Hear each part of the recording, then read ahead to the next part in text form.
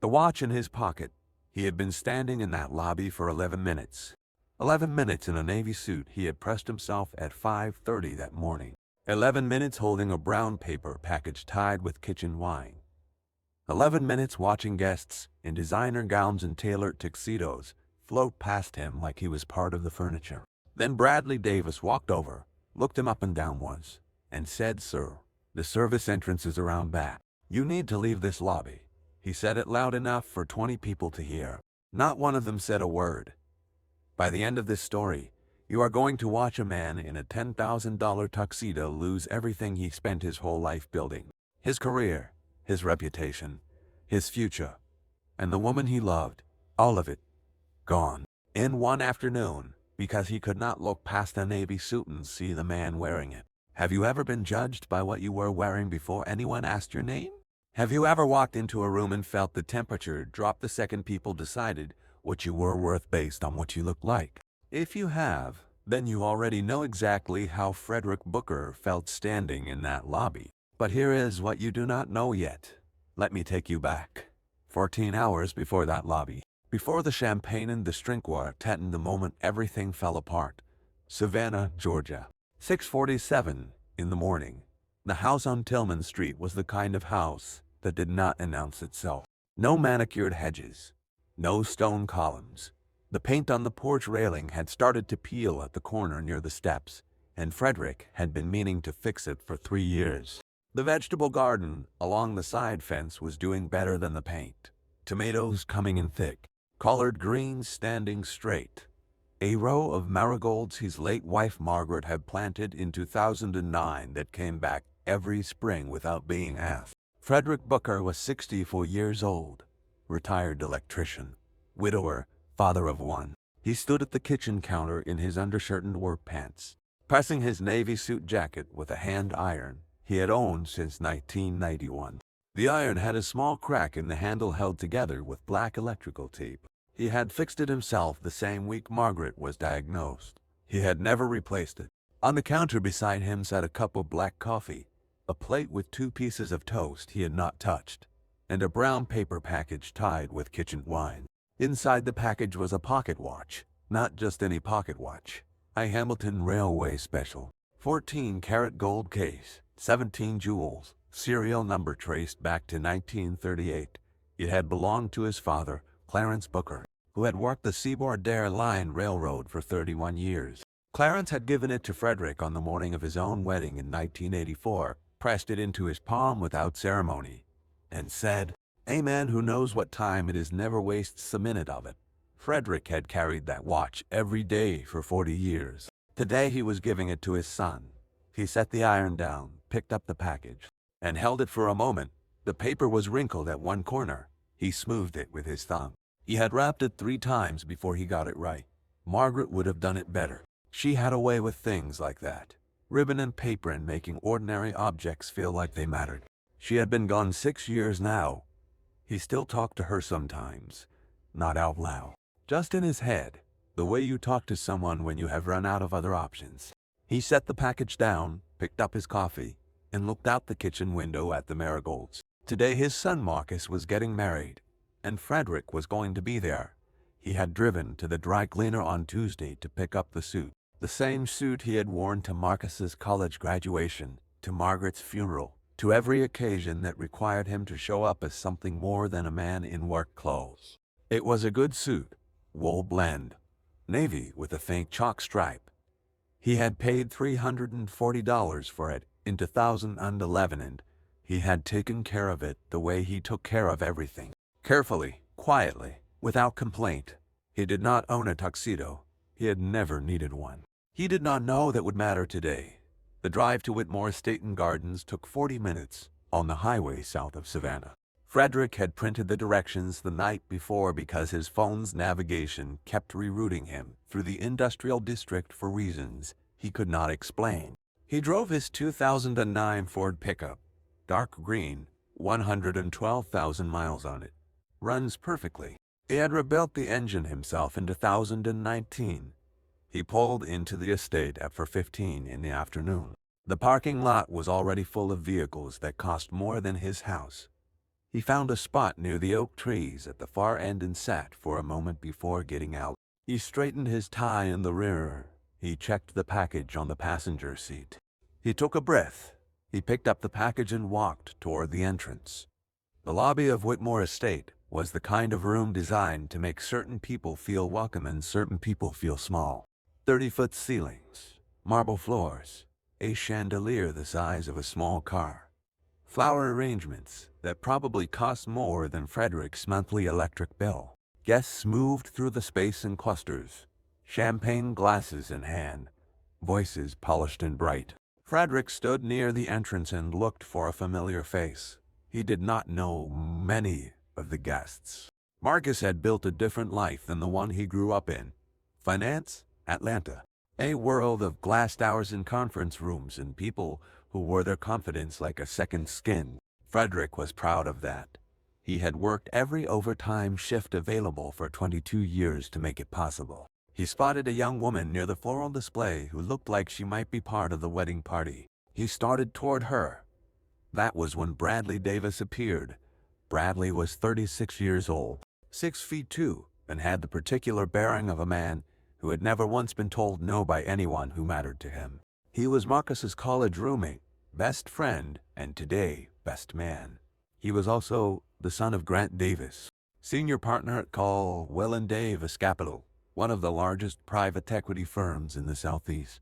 Bradley had grown up in a world where a man's worth was visible from across the room. He looked at Frederick once, just once, took in the navy suit, the hand-thigh tie, the brown paper package, the pickup truck visible through the glass doors behind him. He made a decision in under 3 seconds. He walked over with the smooth confidence of a man who had never been wrong about anything. "Sir," he said, loud and clear, "the service entrance is around back. You need to leave this lobby." Frederick stopped. He looked at Bradley. His expression did not change. His hands did not move. He simply looked at him the way a man looks at something he is trying to understand. "I'm here for the wedding," Frederick said. "My son is the groom." Bradley's smile did not waver. It was the smile of a man who had already decided the conversation was over. "Right.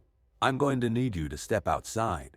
We have a lot of guests arriving and we need to keep the lobby clear."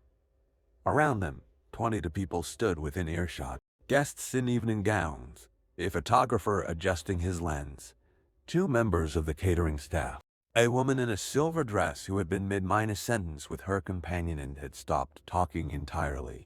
Not one of them said anything. The photographer found something interesting to look at on his camera screen. The woman in the silver dress turned back to her companion and resumed her sentence at a slightly lower volume. The catering staff became very focused on the flower arrangement nearest to them. 22 people. Not one word. Frederick looked at Bradley for another moment. Then he said quietly, "I'm not going to leave."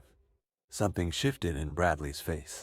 Not anger exactly, more like surprise that the situation had not resolved itself the way it was supposed to. He stepped closer. His voice dropped, but not enough. "Look, I don't know who told you Marcus was your son.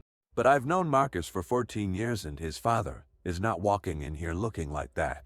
So I'm going to ask you one more time politely to use the service entrance or leave the property." The lobby went very quiet. Not the polite quiet of people pretending not to listen, the real quiet, the kind where you can hear the chandelier hum. Frederick did not raise his voice. He did not step back. He stood exactly where he was and said, "I would like to speak to my son."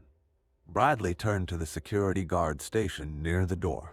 A young man named Patrick, who had been working events at Whitmore for 2 years and had never once been asked to do what he was about to be asked to do. "Please escort this gentleman outside," Bradley said.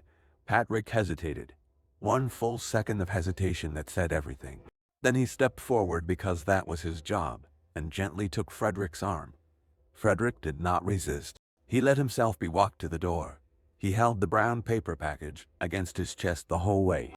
At the threshold, he stopped and turned back, not to look at Bradley, but at the room, at the 22 people who had watched and said nothing. He held their gaze for 3 seconds. Then he walked out. The oak doors closed behind him with a sound like a period at the end of a very long sentence. "Now I need you to understand something before we go any further." Frederick Booker did not go outside and fall apart. He did not pace the courtyard. He did not call anyone in a panic. He sat down on a stone bench near the oak trees, set the package on his lap, and waited. The way a man waits who has spent 64 years learning that patience is not weakness. It is the most powerful thing a person can carry. But upstairs, something else was happening. Naomi Whitfield, the bride, was standing in front of a full-length mirror in the bridal suite on the second floor. Her dress was ivory silk, strapless, a cathedral train that her mother had cried over at the boutique in Charleston. Her maid of honor, Savannah Brooks, was adjusting a pin near the veil when her phone buzzed on the vanity. Savannah picked it up, read the screen. Read it again. Her hands went still. Naomi.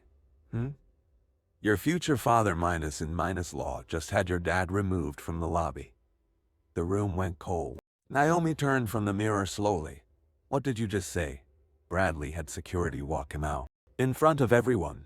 My cousin just texted me from downstairs, said Bradley called him a service worker. Naomi's hand found the edge of the vanity. Her knuckles went white. She grabbed the front of her dress with both fists and walked out the door. She came down the main staircase like a weather system. Guests at the bottom moved without being asked. She found Bradley in the lobby, near the champagne display, straightening his cufflinks with the satisfied expression of a man who had just handled something efficiently. Bradley, he turned, saw her face. His smile adjusted but did not disappear. Babe, you look incredible. Why are you down here? The ceremony starts in 40. You threw my father out. The lobby went quiet for the second time in 20 minutes. Bradley stepped toward her, lowered his voice. Naomi. He showed up in a $40 suit carrying a paper bag. The Whitmore partners are here. My parents' entire network is here. I was protecting the image of this event. You'll understand later. Naomi stared at him. Her jaw was set. Her voice came out very quiet and very steady. The kind of steady that costs everything you have. You don't know who my father is. Bradley's expression shifted into something almost gentle, which was worse than if he had been angry. Naomi, I know he's your dad and I know you love him. But today is about optics. Today is about the life we are building. And that life does not include stop talking. He stopped. You just removed the man who paid for this wedding from his own daughter's wedding. In front of 200 people. Bradley blinked. What? Every dollar of this. The venue. The flowers. The catering. The dress I am standing in right now. My father paid for all of it. $180,000. Wired from his personal account 6 months ago. Because that is who he is.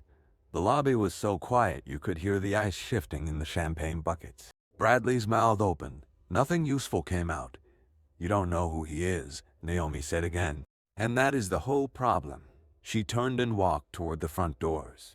Bradley called after her. Naomi, Naomi, wait, let me explain. Naomi. She did not stop. Outside, the late afternoon sun was coming in low and gold through the oak trees. Frederick was still on the bench, still holding the package, still waiting. Naomi came through the doors and when she saw him she stopped walking and her whole body changed. She crossed the courtyard and wrapped her arms around his neck and held on. Daddy, I am so sorry. Frederick put one hand on the back of her head and one arm around her shoulders, and held her the way he had held hers, and she was 3 years old. Through every hard thing, through Margaret's illness, through every moment that required someone to be steady. Baby girl, he said, it's all right. It is not all right. No, he said, it's not. But it's going to be. He pulled back and looked at her face and wiped a tear from her cheek with his thumb. Then he reached into the inside pocket of his navy jacket and pulled out a business card. He held it out to her. She looked at it. Then she looked at him. Daddy, what is this? Something I should have told Marcus a long time ago, he said. I just never found the right moment. Figured today was the day. The card was simple. No logo. No flourish. Just a name and a title in clean black type. Frederick Booker, chairman and founder. Pinnacle Atlantic Holdings. Naomi stared at the card. You've been telling Marcus you were a retired electrician. I was a retired electrician, Frederick said. I also built a company. A man can be more than one thing. He said it the way he said most things. Quietly, without drama, like it was simply the truth, and the truth did not require decoration. Naomi looked at the card for a long moment. Then she looked back at the doors of Whitmore Estate. "How big?" she asked. Frederick was quiet for a second. "For $0.8 billion, he said. As of last quarter, the oak trees moved in the evening breeze. Somewhere inside, the string quartet had started playing again. Naomi stood up straight. She smoothed the front of her dress. She took a breath. "Come back inside with me," she said. "You sure about that?" She took his arm. "I am absolutely sure." They walked back through the front doors together. The lobby was exactly as they had left it. 200 guests frozen in various stages of pretending everything was normal. Bradley standing near the champagne display, his phone in his hand, his face doing something complicated. He saw them come in together. He saw the way Naomi was holding her father's arm. He saw the expression on her face. And for the first time that afternoon, Bradley Davis felt something he was not accustomed to feeling: uncertainty. Naomi walked her father to the center of the lobby. She did not raise her voice. She did not need to. "I want everyone to meet my father," she said. "Frederick Booker. He built this day. He built most of what I have. And he was just removed from this room because of what he was wearing." She paused. "I want you all to know who he is." She nodded to the man standing near the corridor entrance. A tall man in a charcoal suit who had arrived quietly 20 minutes earlier and had been waiting in exactly the right place. His name was Reginald Dotes. He was 51 years old, silver at the temples, and had been Frederick's chief financial officer for 16 years. Reggie walked forward and set a leather portfolio on the nearest table. He opened it without ceremony. "Pinnacle Atlantic Holdings," he said, "is a privately held investment firm founded in 2001. Current assets under management total for $0.8 billion. We hold majority stakes in 11 companies across the Southeast, including 3 firms in this room's parent hospitality group." He let that land. "Including Whitmore Estate and Gardens." The chandelier hummed. Someone set down a champagne glass very carefully. Bradley's face went through several expressions in quick succession, none of them good. Reggie continued. "Mr. Booker has been the sole financier of this wedding event, having wired $180,000 to the Whitmore accounts on November 14th of last year. He is also, as of this morning, the largest single owner to the Caldwell and Davis Capital Charitable Foundation." He looked at Grant Davis, Bradley's father, who was standing near the back of the crowd with an expression like a man watching a building he owns catch fire. "Mr. Davis," Reggie said, "I believe you and Mr. Booker have a meeting scheduled for Tuesday." Grant Davis said nothing.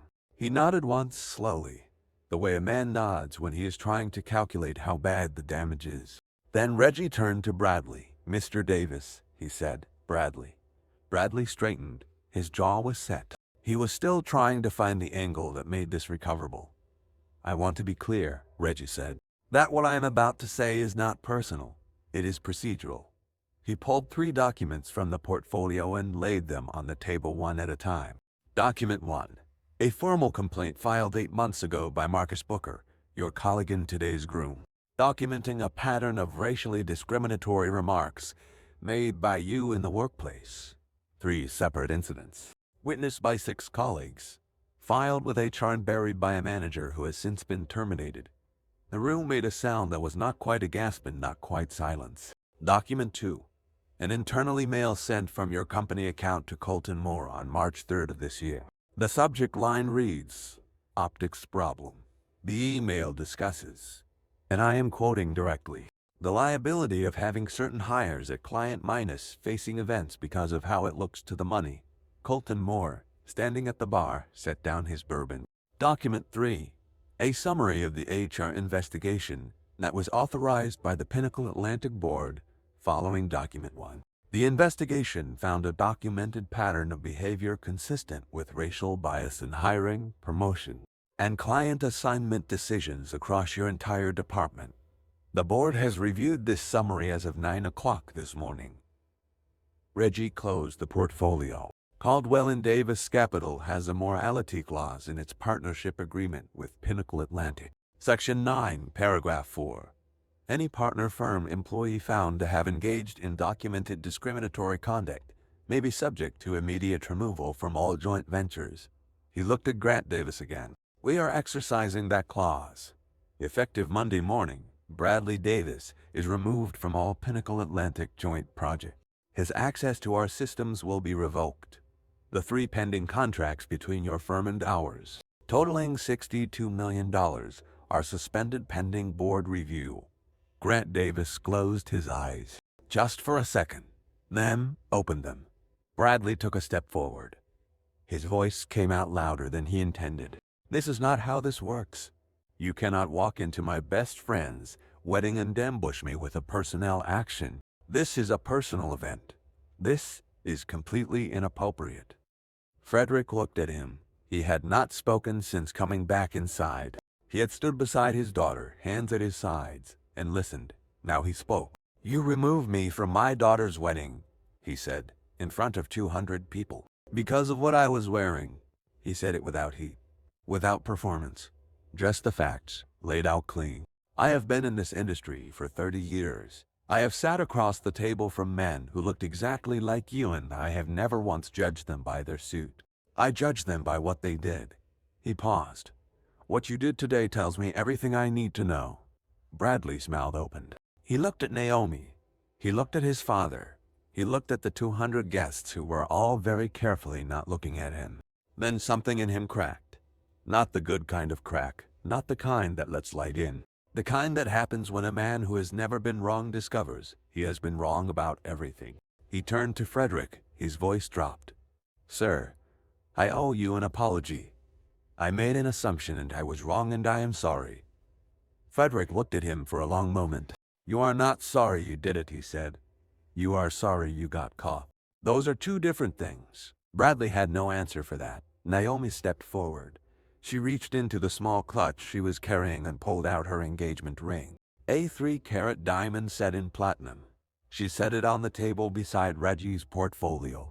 She did not throw it. She did not slam it. She set it down the way you set down something you have decided you no longer need. The wedding is off, she said. She took her father's arm. They walked out together through the same doors that security had walked him out of 45 minutes earlier. Father and daughter, navy suit and ivory silk. The chandelier light caught the back of her dress as they went. Nobody stopped them. Nobody said a word.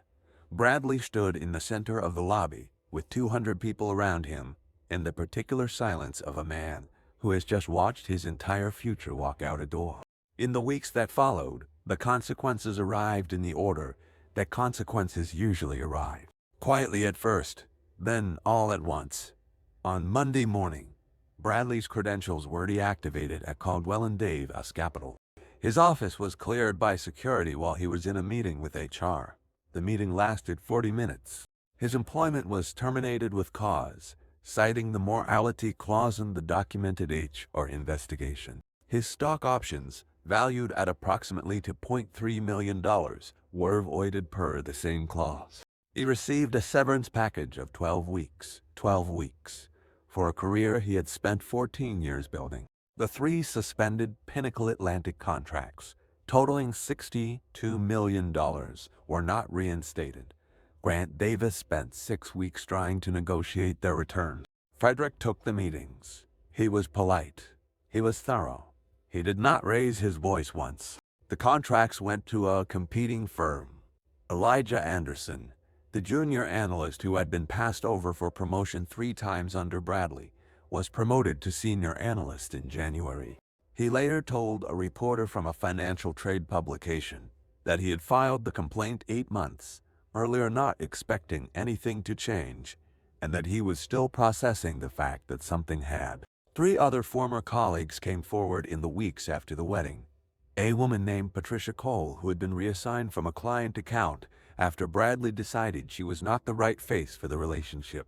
A man named Darnell Kafer, who had been told his presentation style was too aggressive in a meeting where the only thing aggressive was the truth he was telling. And a young analyst named Claire Whitfield, no relation to the estate, who had been excluded from a client dinner because Bradley had decided the client would be more comfortable without her there. 3 people, 3 stories. The same pattern, told 3 different ways. Bradley did not return to finance. He moved to Charlotte in the spring and started a consulting practice that, by most accounts, struggled. Grant Davis retired 18 months earlier than he had planned.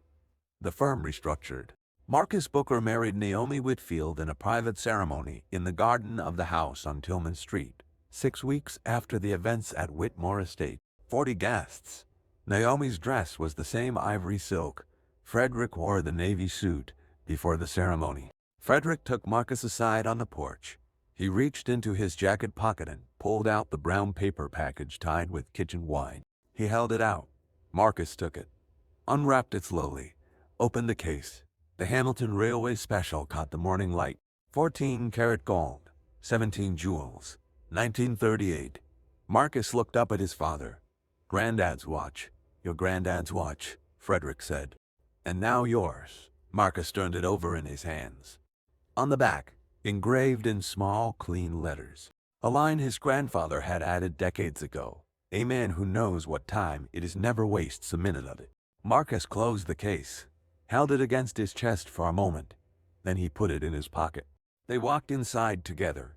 A year later, Pinnacle Atlantic Holdings launched the Booker Fellows Program, a fully funded mentorship and placement initiative for first-generation finance professionals across Georgia, South Carolina, and Alabama. 42 fellows in the first cohort, 61 in the second. The program office was located on the 3rd floor of the Pinnacle Atlantic building in downtown Savannah. On the wall near the entrance, framed in simple dark wood, was a photograph. A man in a navy suit, sitting on a stone bench outside a wedding venue, holding a brown paper package, looking at nothing in particular. Calm, still, waiting. Beneath the photograph, a small plaque. No speech, no biography, just one line. He knew what time it was. And here is what I keep coming back to when I think about this story. Frederick Booker never announced himself. Not once. He walked into that lobby as a father going to his son's wedding. He was not there to impress anyone. He was not there to prove anything. He was there because his son was getting married and he had a watch to give him, and that was the whole of it. He got thrown out anyway, and when the truth came out, he did not glow. He did not make a speech about who he was. He let Reggie read the documents. He said what needed to be said, and then he walked out with his daughter on his arm and went home and got ready for a different wedding. A better one. The thing about dignity is that it does not require an audience. It does not need the room to go quiet or the chandelier to catch the light at the right moment. Frederick had it on the stone bench outside, alone, holding a package nobody knew the value of, waiting for a daughter who was already on her way. That is what Bradley Davis never understood. He thought dignity was something you purchased, something you displayed, something that lived in the cut of a suit or the make of a car or the name on a building. He was wrong. Dignity is what stays in the room after everything else has been taken away. Now I want to hear from you. Has someone ever underestimated you because of how you looked, and then had to reckon with who you actually were? Drop it in the comments. Those stories deserve to be told. If this one hit you, do me a favor. Hit that like button. Share this with someone who needs to hear it today. And if you are not subscribed yet, hit that button and ring the bell, because we tell these stories every single week. Stories about ordinary people who carry extraordinary things quietly, without asking anyone to notice. Thanks for watching. Thanks for staying until the end. I will see you in the next one. This is a work of fiction. All names, characters, companies, and events depicted in this story are entirely fictional and created for storytelling purposes. Any resemblance to real persons, living or deceased, or actual events is purely coincidental. The values and lessons in this story are real. The rest is imagination. A suit tells you nothing about a man. Remember that.